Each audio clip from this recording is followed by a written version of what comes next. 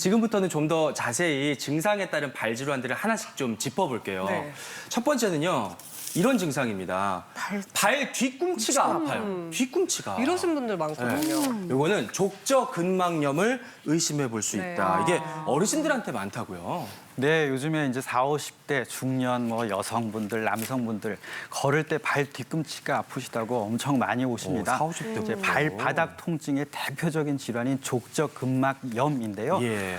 족저근막은 보시다시피 발 맨 아래에 바닥에 위치하는 근막으로 이제 발바닥에 있는 뼈를 감싸고 이제 발바닥에 있는 근육을 감싸는 고무줄과 같이 아주 부드러운 조직입니다. 하지만 이런 족저근막이 점점 타이트해지고 뻣뻣해지게 되면 족저근막이 뒤꿈치에 붙는 부분에 염증이 네. 생기게 되고 이 염증에 의해서 발바닥 통증이 이제 발생되는 그런 질환입니다. 네. 우리 발바닥을 보게 되면 이렇게 예. 지방층 있잖아요. 통통한 지방층이 있게 되는데 그 지방층에서 우리가 디딜 때 발바닥에 가는 자극이 이제 흡수되곤 하는데 나이가 들게 되면 이 지방층이 이제 얇아져서 얇아지니까. 그 충격이 바로 이 발바닥에 흡수되게 되고 예. 족저근막 특히 장단지 근육이 뻣뻣해지게 되면 이제 족저근막에 자극이 많이 가게 됩니다. 그렇게 되면 지금 저 사진에서 보이는 바와 예, 예. 같이 정상에서는 뒤꿈치뼈에 붙는 족저근막이 한 2, 3mm로 얇게 붙게 돼 있는데 저게 한 5, 6mm, 6, 7mm로 이렇게 붙게 됩니다. 저렇게 되면 저 부분이 지속적으로 염증이 생기고 미세 파열도 생기고 그게 다시 치유됐다가 다시 염증이 생기면서 그런 변화로 인해서 저렇게 두꺼워진 족저근막이 보여지게 되고 저 부분을 딛게 되니까 당연히 통증이 있게 되는 그런 질환입니다. 네, 족저근막염의 그러면 특징들 또 다른 것들이 어떤 것이 있을까요? 네, 지금 김 교수님 말씀하셨는데요. 저 족저근막이 사실은 고무랑 비슷하다고 보시면 돼요. 네. 고무를 그냥 오래 두게 되면 좀 딱딱해지잖아요. 그렇죠. 그러니까 밤새 발을 안 썼다. 그러면 좀 딱딱해진 고무처럼 돼 있는 거거든요. 그 상황에서 처음에 아침에 첫 발을 디디게 되면은 그 고무가 이렇게 살짝 찢어지면서 악 소리가 나는 거죠. 그래서 특징적으로 아침에 일어나가지고 첫 발 디딜 때 아니면 가만히 휴식하고 있으면 또 고무가 딱딱하게 붙잖아요. 쉬었다가 첫 땅을 디딜 때 이럴 때 발 뒤꿈치에 통증이 오는 게 족저근막염의 제일 큰 특징입니다. 근데 발이 아프거나 이러면은 좀 쉬면 낫잖아요. 근데 네. 이 나이가 들면 오래 쉬어도 안 낫더라고요. 저만 그런가요? 그러신 분들 많을 것 그래서 같아요. 보통 이제 사람들이 반신욕을 한다든지 조욕을 조욕하고, 한다든지 맞아요. 마사지를 받는데요. 이게 효과가 있을까요? 아니면 치료를 받아야 될까요, 교수님? 그러니까요. 네, 사실 족저근막염은 아까 말씀드린 대로 발 뒤꿈치가 아픈 그런 질환인데요. 이제 보고에 의하면 별다른 치료 없이 충분한 휴식만으로도 한 네. 90% 환자는 좋아진다고 되어 있습니다. 다행이에요. 하지만 반대로 10%는 낫지 않는다는 얘기고요. 90%도 낫기까지 거의 1년 가까운 시간이 걸리기 때문에 아이고야. 그만큼 굉장히 고통스럽겠죠. 예. 특히 이제 발에 노화가 진행돼서 아까 교수님 말씀하신 족저근막이 딱딱해지게 되면 그 치유 속도가 더 늦어지게 되고요. 따라서 증상이 생겼을 때 빨리 조기에 치유하는 게 중요하고요. 또 증상이 생겼을 때 3개월 안에 증상을 확 좋게 만들어야 예후가 좋다고 알려져 있습니다. 그럼 치료는 어떻게 해야 돼요? 뭐 약을 먹어야 돼요? 수술을 해야 돼요? 어떻게 해야 돼요, 교수님? 네, 족저근막염은 염증이 생긴 거기 때문에 처음에 예. 이제 소염 진통제 등의 이제 약을 통해서 진통 효과를 확 낮추게 되고 진통을 예. 이제 낮추게 없애게 되고요. 그다음에 이제 이런 약들은 장기간 복용할 수 없기 때문에 이제 다른 방법을 같이 이제 써야 됩니다. 아킬레스 건과 족저근막이 쪼그라들어서 이런 증상이 생기기 때문에 스트레칭이 매우 필요하고 예. 두 번째는 이제 발바닥에 가는 자극을 줄이기 위해서 예. 이런 그게 뒤꿈치 뭐예요? 패드 이런 거를 이렇게 발 뒤에 깔창 같은 거 이렇게 패드구나. 씻는다든지 아니면 이제 깔창 같은 거 좀 예. 푹신한 걸 쓰셔서 아치를 이렇게 세워주게 되면 마찬가지로 증상이 좋아지게 됩니다.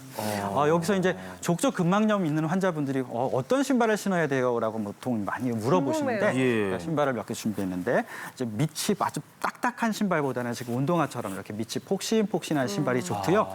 신발의 허리라고 그러는데 이 중간 부분이 너무 구부러지지 않고 지금처럼 어느 정도 이렇게 발을 유지할 수 있는 그런 신발이 받쳐줄 수 있는 좋습니다. 신발. 예, 이런 신발들을 골라서 신으시면 족저근막의 염의 증상을 호전시키는 데도 도움이 될 수 있습니다. 네. 이러한 치료를 했는데도 불구하고 이제 증상이 호전되지 않으면 족저근막염 발생 부위에 주사 치료를 하기도 하고 체해 충격파 치료를 하기도 하고요. 예. 또한 이제 3개월 동안 이런 보존적 치료를 충분히 했는데도 불구하고 계속 아프고 불편하면 수술까지 하는 경우가 있는데 그런 경우는 굉장히 드문 경우입니다.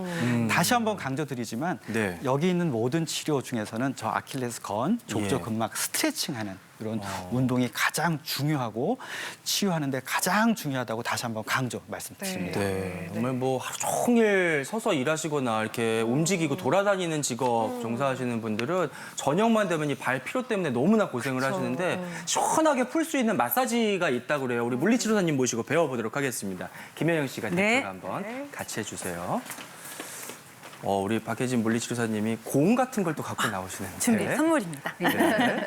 저희가 어떤 걸까요? 잠시 공은 예, 선물로 공 하나씩. 드리겠습니다. 네. 잠시 내려놓고 우리 족저근막이 아까 설명해 주셨던 것처럼 모양 자체가 제 손바닥이 발바닥이다 하면 뒤꿈치에 시작해서 우리 발가락 전체로 뻗어서 네. 세로로 모양이 되어져 있는데요. 예, 그렇기 예. 때문에 발바닥 전체 마사지와 그리고 세로 모양의 마사지가 필요합니다. 네. 그래서 저희가 먼저 의자에 잠시 앉아서 네. 가장 간단하지만 직접적으로 저희가 자극을 줄 수 있어요. 좀 강한 자극을 원하시면 골프공 그리고 네. 조금 부드러운 자극을 원하신다 그러시면은 테니스 공을 이용하시면 예. 됩니다. 테니스 공을 잠시 바닥에 두고요. 네. 발을 그 위에 살포시 올려볼게요. 살포시요? 네, 살포시. 너무 갑자기 올리면 아프실 수도 있으니까. 그리고 우리 발바닥 전체에 원을 그린다는 느낌으로 오른쪽으로 5번 그려보겠습니다. 셋, 네. 경단을 빚듯이. 그렇죠. 그리고 우리 왼쪽으로도 다시 한번 돌려볼게요. 왼쪽으로도 한 번 더 돌려볼게요. 아까 너무 말씀드렸던 시원하겠다. 것처럼 우리가 근막이 이렇게 세로로 돼 있다고 했잖아요. 그래서 앞뒤로도 한번 이렇게 움직여주세요.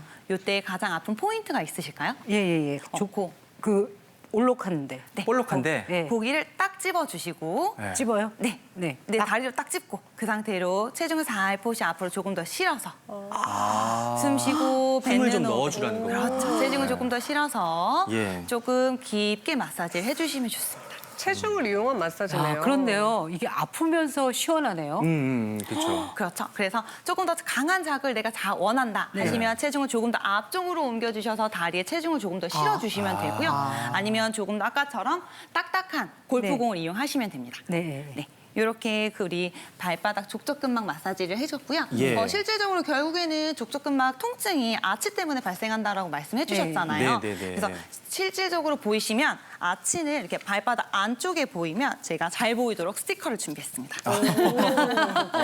엄지발가락 시작점인 점과 네. 예. 뒤꿈치의 시작점 쪽에 보시면 이렇게 예. 발바닥과 발과 저기구나. 사이에 이어지는 공간이 있어요. 예, 예. 우리가 이 부분을 발바닥 아치라고 얘기하는데요. 아치가 확실히 있네요. 네. 네. 저는 없어요. 그러면 이렇게 이제 무지해반증이라든지 평발이신 분들은 아치가 이렇게 납작하게 돼 있는 걸 보실 수 있는데요. 네. 뭐 우리 흔히 수건 이렇게 조이기라는 운동도 많이 하시는데 더 직접적으로 운동을 하시려면 네. 아치를 직접적으로 조여줍니다. 그래서 제 손이 발바닥이다라고 생각하시면은 네. 발바닥을 이렇게 오목하게 집게 되는 것처럼 이렇게. 그렇죠. 그래서 엄지발가락을 드시는 것보다는 네. 엄지발가락이 지면에 잘 딛고 다시 한 번 더 발바닥 전체 아치를 이렇게 오므려 당겨준다. 발등을 높인다는 느낌으로. 네. 그래서 3초 정도 유지하시고 편할 때는 발가락을 천천히 들어서 발바닥을 넓게 지면에 최대한 와. 붙일 수 있도록. 발가락이 잘 벌어지시네요. 진짜. 네, 발가락이 대단하시다. 건강하셔야지 발이 튼튼합니다. 이렇게 한 번 더 되시는데? 해볼게요. 우리 발가락 최대한 조여주시고요.